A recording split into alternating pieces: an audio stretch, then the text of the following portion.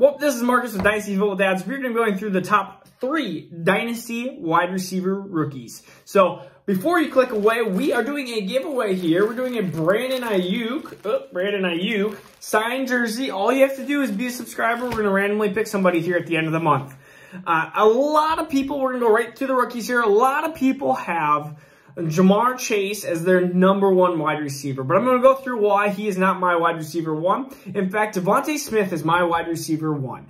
And ultimately, he has all the skills and all the abilities. And we look at how talented Devonta Smith is at route running, at separation, at contested catches. I mean, he reminds me a lot of Stefon Diggs. And Stefon Diggs is a really good wide receiver here at Buffalo. We need to see where Devonta Smith goes, but ultimately I see a lot of similar traits. Also, Devonta Smith reminds me of a Steve Smith because Steve Smith was a shorter guy that just had no fear across the middle. We look at Devonta Smith's height. He was 6'1", 175. Everyone always complains about his BMI. He has small BMI, and we don't see people that have that low of body mass index be successful in the NFL level at wide receiver.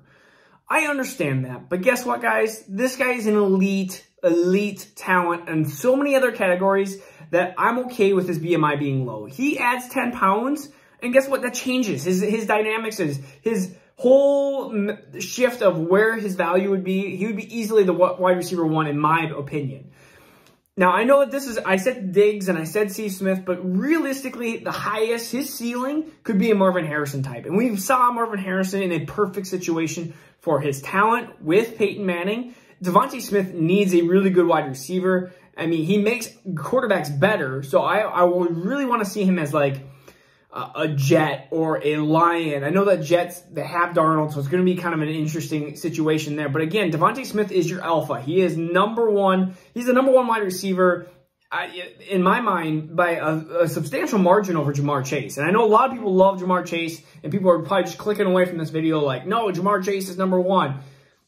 In my mind, there's not many knocks that you can have with Devonta Smith. The one is pretty much his weight, and that's the only thing you can say.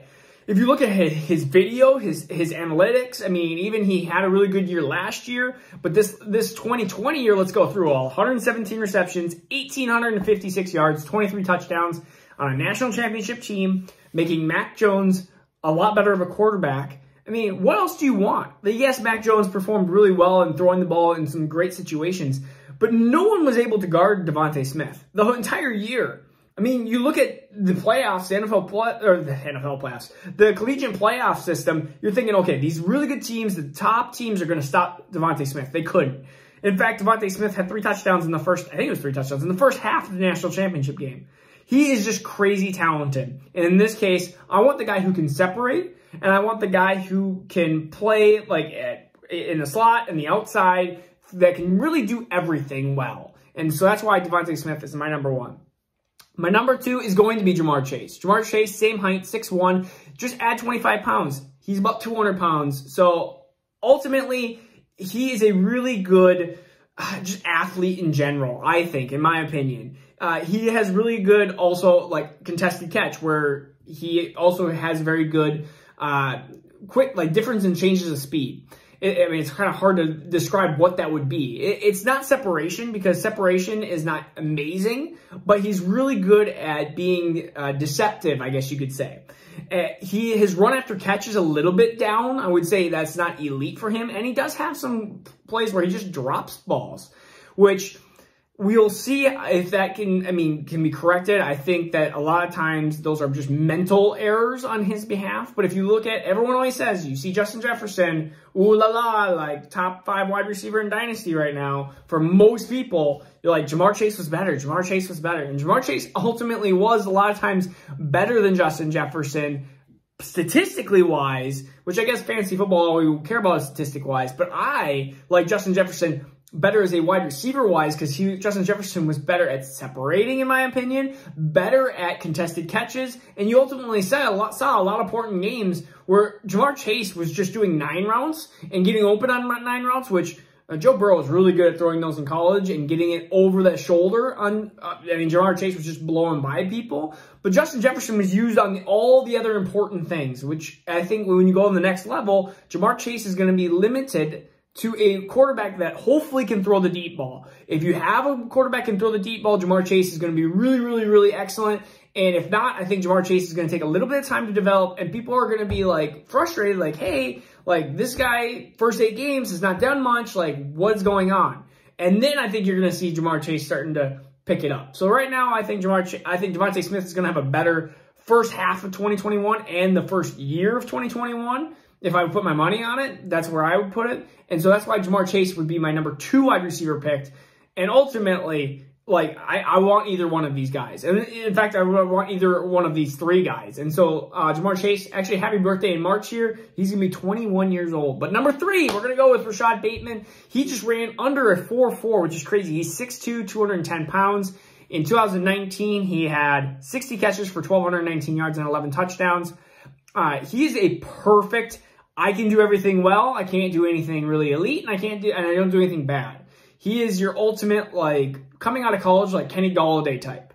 That's the only guy that I can see that works almost, like, identical to him. Kenny Galladay's not amazing at anything, but Kenny Galladay's not horrible at anything or bad or anything. He's just a really good wide receiver at the X position. You see Bateman, again, showing a lot of, he's running routes even on run plays, trying to be deceptive, trying to do these, whether it's like, oh, I'm going to block, or then I'm going to do a slant, or then I'm going to do a block, then I'm going to do a go. Like, he does a lot of these things that a really good play action team or an RPO team would fall in love with him.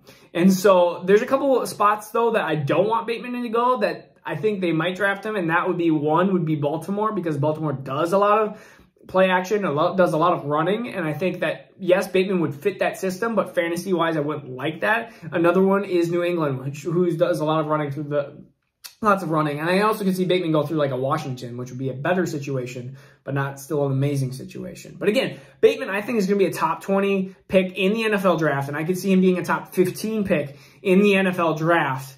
Especially if he keeps working out under these 4.4 levels. I mean, that's one of the biggest concerns is he doesn't have elite 4.3 speed. But guess what? If he runs a 4.38 and stuff like that, maybe he does have more speed than we think. And ultimately, he's really good at contested catches.